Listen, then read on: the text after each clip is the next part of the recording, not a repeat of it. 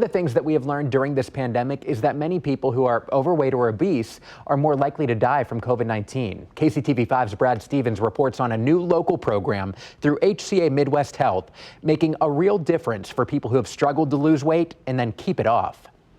As we now know, weight plays a significant factor with people who have COVID-19.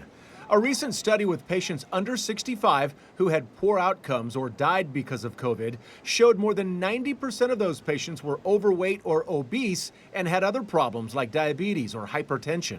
The obesity rate in the United States is at 40% now, and it's continuing to increase. Most people are unaware that this is an epidemic, and it's a much larger problem than almost any other disease state that we have.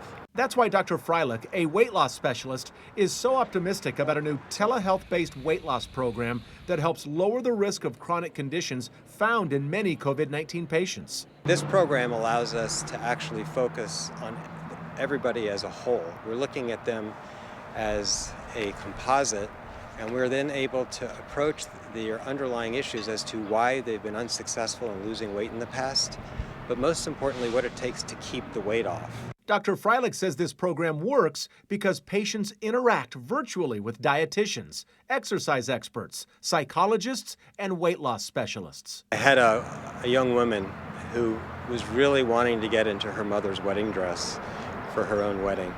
And over the last year, she's been able to lose 80 pounds, and she got into her mom's dress and called me up to tell me how incredibly happy she was. Shedding pounds with this telehealth-based weight loss program is the objective, but the real goal here is to keep that weight off long term. I think this is an ideal opportunity to try to get people healthier, not only to prevent them from having complications of COVID, but also just to have the complications of obesity and having a lifelong of health. Brad Stevens, KCTV5 News.